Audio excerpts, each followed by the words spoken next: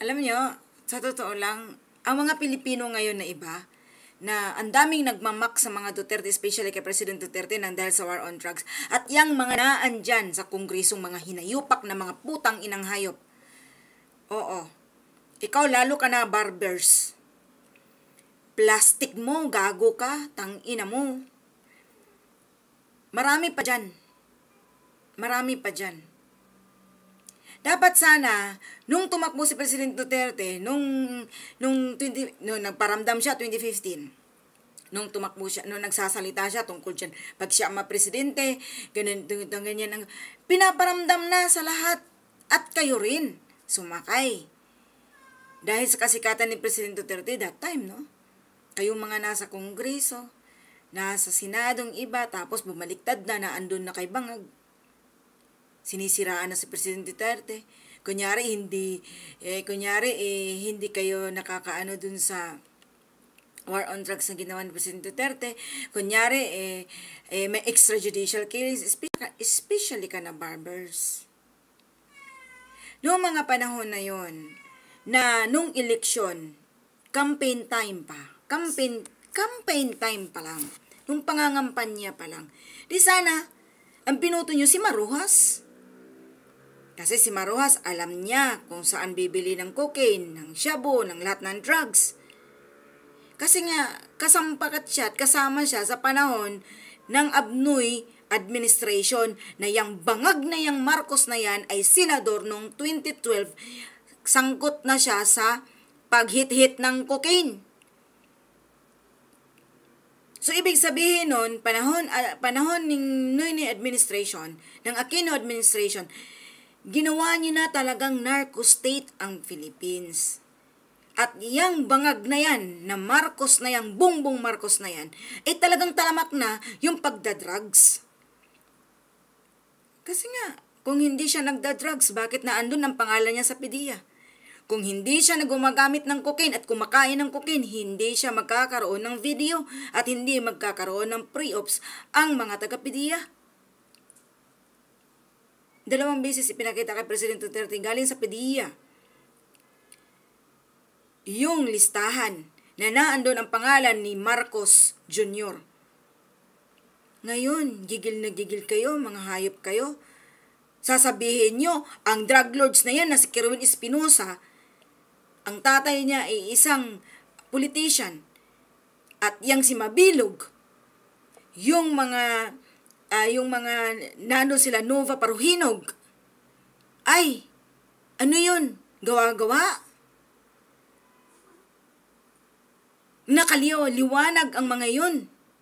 At sila ng taga-PDEA, ang mismo at taga-NBI, ang mismong nagbigay kay President Duterte na yung mga listahan na yan, ay yun yung mga nasa listahan ng panahon pa ni Noynoy administration.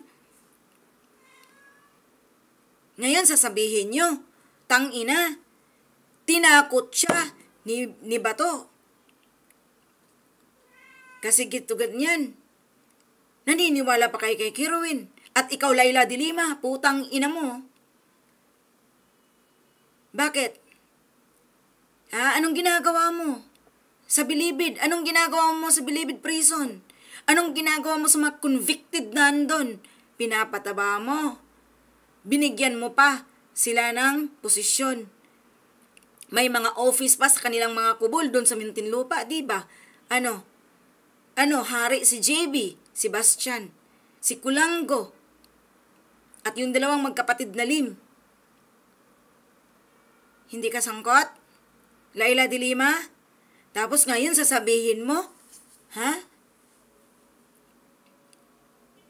nagpapasalamat ka kay Kerwin Espinosang drug lord? Wow! Gawin nyo ng narco state ulit ang bansang Pilipinas.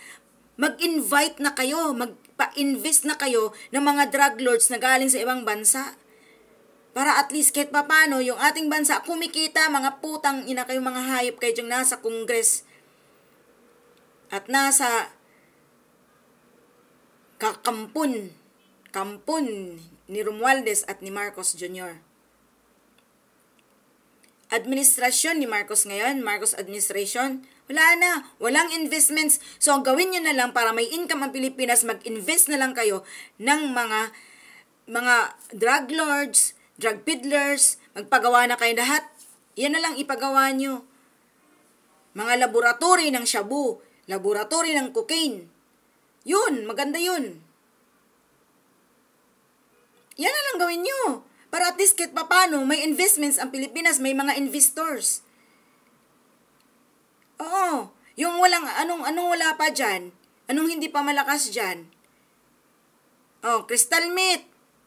Ano pa? Mga marijuana, mga, party drugs. Lahat ng illegal drugs. Yung lahat ng mga naandun sa, yung prescription ng doktor, na hindi kailangan, mga yun, na mga pang-injection na yun, ilabas yun na lahat yun. Para at least kahit pa paano kumita yung bansa natin, magkaroon tayo ng investments, income, para umangat yung ekonomiya natin. Wala naman kayong ginawang Quadcom Committee against war on drugs, extrajudicial killings. Putang ina, ikaw nga Kerwin Espinosa, kung meron talagang tinatawag na extrajudicial killings ang bansa sa panahon ni President Duterte, edi sana patay ka ng hayop ka. Patay na ang buong pamilya mo, putang ina mo. Pinatay na kayo, hayop kayo. Umuwi ka, di gwardya, putang ina. Naka-bulletproof pa, hayop.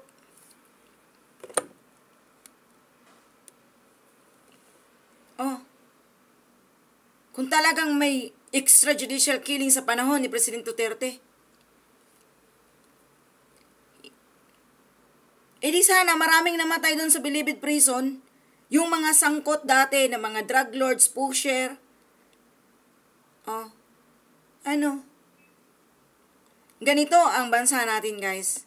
Kasi ganito katalamak ang mga kabangagan ng Marcos administration. Dahil si Marcos ay cocaine addict, drug addict, buong pamilya niya addict. Oh, 'di ba? Inilabas na yan inilabas ni Maharlika. Merong Pedialix, andyan si Cathy Binag. Bakit hindi niyo kinasuhan yung mga iyan? Bakit walang kaso, especially kay Cathy Binag? Bakit walang kaso si Cathy Binag ngayon? Bakit hindi niyo kinasuhan si Cathy Binag? Sige nga. Bakit hindi kayo kumikibo? Ilan ang mga pinangalanan niya at buong pamilya mo? Ferdinand Marcos Jr., anak mo, mga anak mo, asawa mo, ikaw, gago. Bakit hindi nyo kinasuhan si Cathy Binag? Sige nga, ipakita nyo, kasuhan nyo si Cathy Binag para maniwala kami na kayo'y malinis. Oh. Iyong mga allies dyan, nasa paligid mo, pinangalanan na isa-isa ni Cathy Binag na mga cocaine addict, cocaine user. Ay, bakit wala kayong kibo? Bakit hindi nyo inanuhan si Cathy Binag? May buhay na witness para sa mga tao. Si Miss Cathy Binag. Andyan si Maharlika. Hawak na yung video. Marcos Jr. na naghihit-hit kumakain ka ng cocaine. Andyan si PDEA Agent Jonathan Morales na pumirma ng pre-ops para hulihin kayo ni Maricel Soriano. Ano pa? Yung mga residue na nakikita namin sa ilong mo, hindi ba nabali yun?